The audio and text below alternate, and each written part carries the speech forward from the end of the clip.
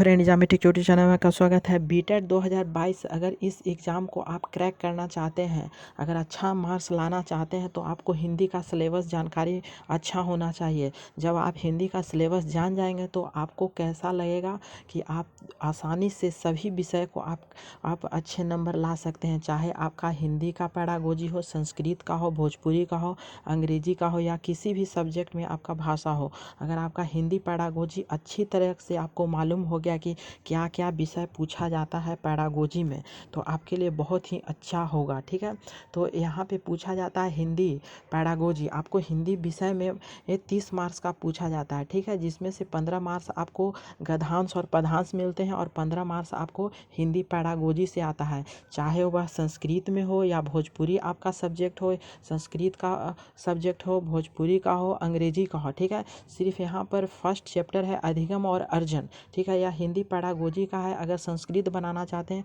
तो यहाँ पर अधिगम, यहाँ म लग जाएगा और अर्जनम। ठीक है, यहाँ अर्जनम हो जाएगा। और भोजपुरी में भी इसी तरह चलता है और अंग्रेजी में आपका इंग्लिश में चलता है। अधिगम मीन्स होता है क्या, लर्निंग। ठीक है, और अर्जन मीन्स होता है एक्यूशन। ठीक है, तो यह आपका सिर्फ आप अगर हिंदी का पैडागोजी अगर पढ़ लेते हैं तो आपको आसानी से क्रैक करना हो जाएगा। ठीक है, तो आपको सबसे पहले आपका हिंदी पैडागोजी आसानी पड़ेगा अगर आप इस सिलेबस को अच्छी तरह से देख लेते हैं। ठीक है, सबसे पहला है अधिगम और अर्जन। ठीक है, सबसे पहला ही चैप्टर है अधिगम और अर्जनम। ठीक है, दूसरा क्या है, भाषा अध्यापन के सिद्धांत। इसमें भाषा अध्यापन के सिद्धांत पढ़ाया जाता है।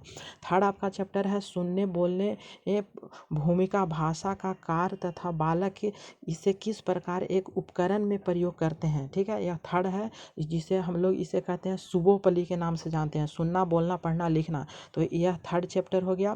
और फोर्थ आपका क्या है, फोर्थ है आपका मौखिक और लिखित रूप में विचारों के, ठीक है, विचारों के संप्रेषण के लिए किसी भी भाषा के अधिगम में की गई भूमिका का विवेचन करना। ठीक है, यह आपका चैप्टर है। और अगला चैप्टर है भिन्न भिन्न कक्षा में पढ़ने की चुनौतियाँ, भाषा की कठिनाइयाँ, त्रुटियाँ और विकार से संबंधित यह पढ़ाया जाता है, जिसमें डिसलेक्सिया, एस्लेक्सिया ये सब होता है। ठीक है, और सबसे आपका इम्पोर्टेंट चैप्टर है भाषा कौशल। ठीक है, भाषा कौशल आपका इम्पोर्टेंट चैप्टर होता है, इससे बहुत से प्रश्न पूछे जाते हैं। तो यह आपका चैप्टर बहुत ही इम्पोर्टेंट है, भाषा कौशल। ठीक है, और अगला चैप्टर है आपका भाषा बोधगम्यता और परिमितता का मूल्यांकन, सुनना बोलना पढ़ना लिखना, इसे को सुबोपली कहा जाता है। ठीक है, और अगला चैप्टर है अध्यापन अधिगम सामग्री पाठ्यक्रम मल्टीमीडिया सामग्री कक्षा का बहु संसाधन। ठीक है, और यह लास्ट चैप्टर है क्या, लास्ट है आपका